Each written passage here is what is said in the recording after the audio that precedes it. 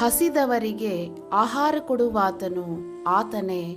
146ನೇ ಕೀರ್ತನೆ 7ನೇ ವಚನ. ಈ ದಿನದ ದೇವರ ವಾಗ್ದಾನ: ನಿಮ್ಮ ಪುಟ್ಟಿಗಳಿಗೂ ಕೊಣವಿಗೆಗಳಿಗೂ ಶುಭ ಉಂಟಾಗುವುದು.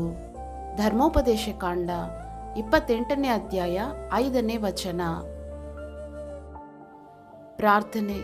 ನಮ್ಮನ್ನು ಬಹಳವಾಗಿ ಪ್ರೀತಿ ಮಾಡಿದ ನಮ್ಮ ಪರಲೋಕದ ತಂದೆಯಾದ ದೇವರೇ, ನಿಮಗೆ ಸ್ತೋತ್ರ ಸ್ವಾಮಿ.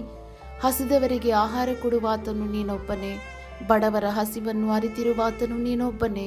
ಈ ದಿನ ಯಾರಾದರೆ ಹೊಟ್ಟೆ ತುಂಬ ಆಹಾರವಿಲ್ಲದೆ ನರಳುತ್ತಾ ನಿಮ್ಮ ಸಹಾಯಕ್ಕಾಗಿ ಎದುರು ನೋಡುತ್ತಿದ್ದಾರೋ, ಪ್ರಾರ್ಥನೆಯನ್ನು ಆಲಿಸುವಾತನು ನೀನೊಬ್ಬನೇ.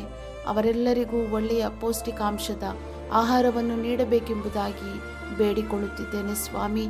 ಹುಟ್ಟಿದಂದಿನಿಂದ ಇಂದಿನವರೆಗೂ ಕೂಡ ನಮ್ಮನ್ನು ಪೋಷಿಸುತ್ತಿದ್ದ ನಂಬಿಗಸ್ತನಾದ ದೇವರೇ, ನಿಮಗೆ ಸ್ತೋತ್ರ ಸ್ವಾಮಿ.